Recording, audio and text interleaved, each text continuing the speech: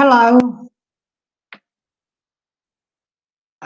For those of you who don't know me, my name is Mira and I am from Serbia and I've been teaching English for 29, almost 30 years.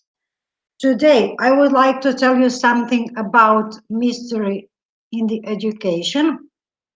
But the first thing I would like to tell you is my favorite quote. Tell me and I forget, teach me and I remember, involve me and I learn. If you look at a newborn baby, you will see that at the very early age, at the age of just a few months, a newborn baby starts exploring first its fingers, then its toes, then its cot or bed or blanket or pillow. Then they notice all of you parading around the room. So, as you can see, they really explore the world around themselves very, very early. They start solving mysteries very early because everything around them is a mystery for them. And that love for mysteries stays with children even up to age of to teenage. Um, Children, when they think that you hide something from them, do their best to find out what it is about. Children love mysteries, so why don't we use it in our education? Well,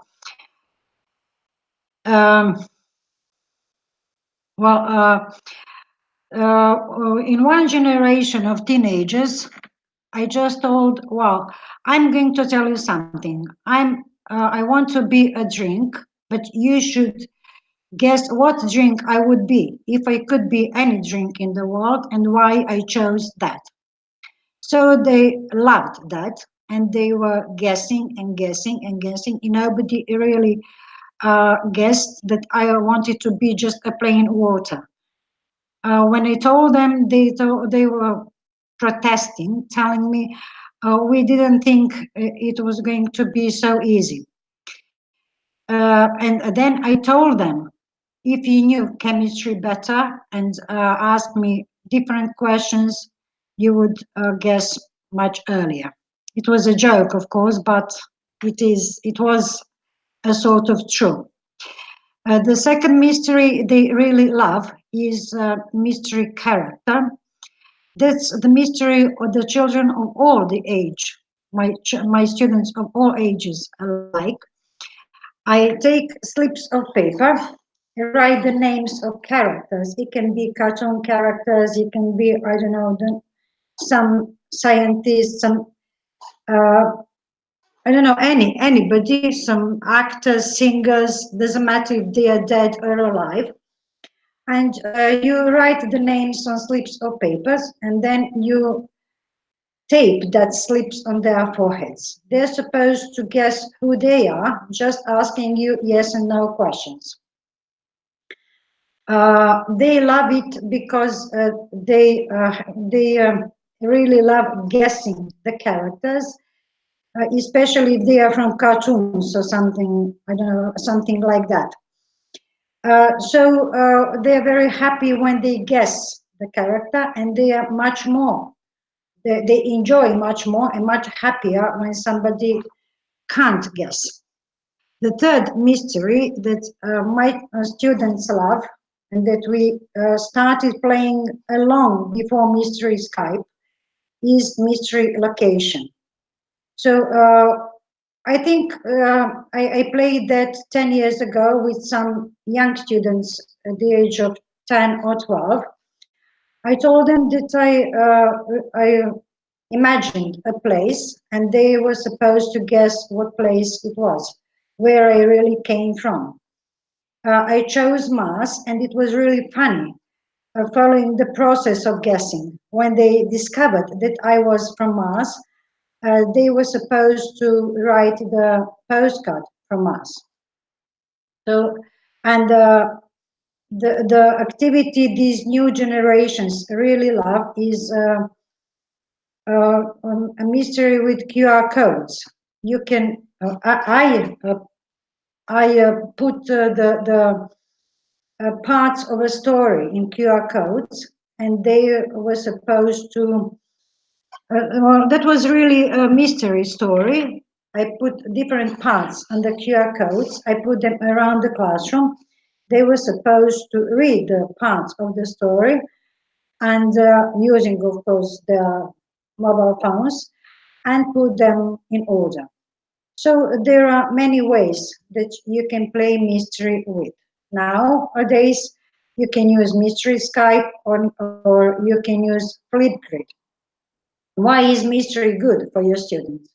First, because they must think out of box.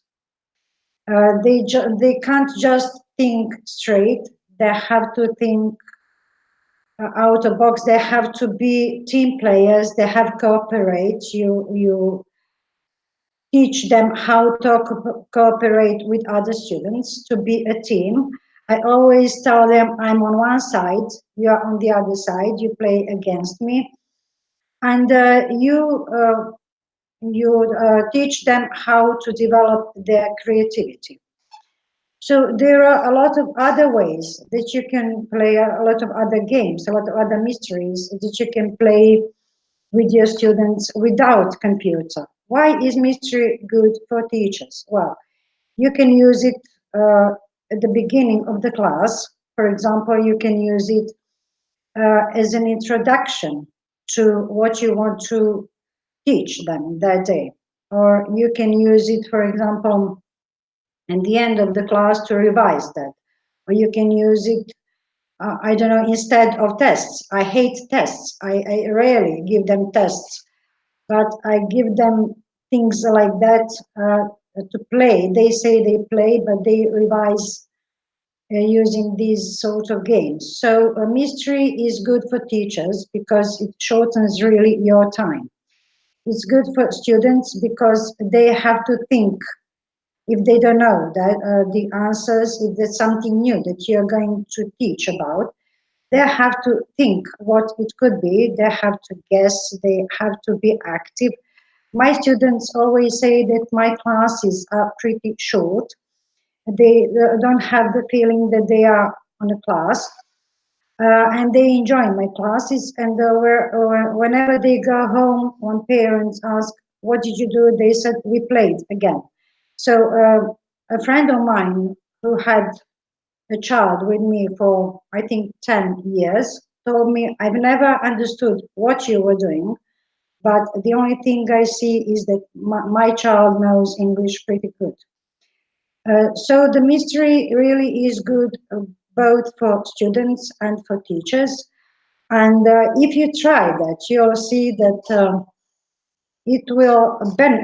your students will benefit a lot. Nowadays, you don't have to think about it.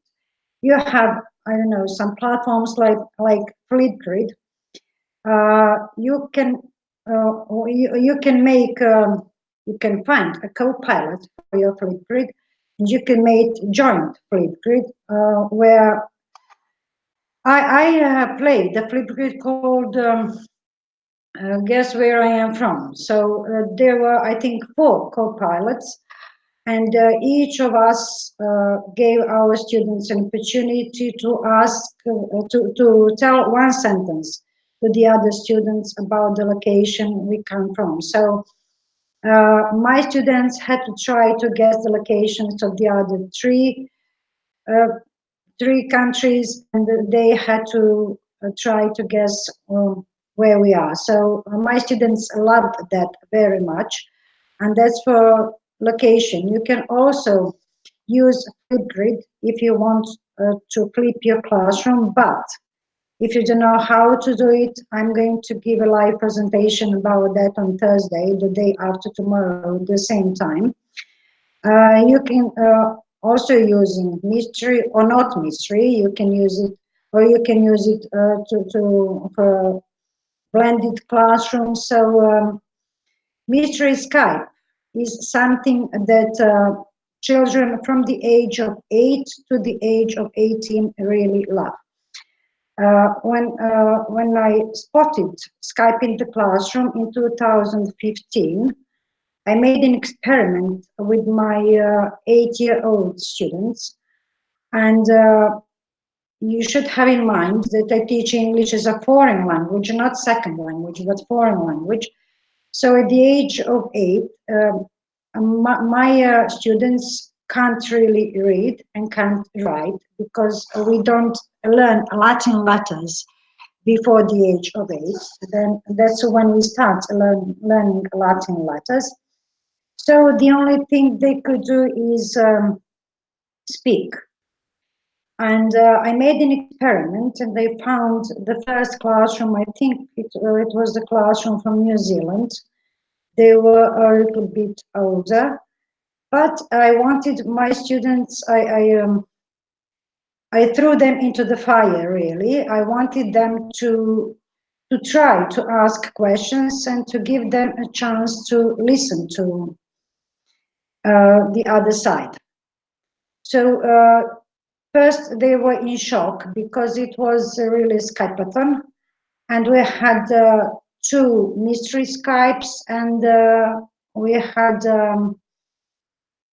I think it was the first meeting with an author, yes, Christian Hamilton.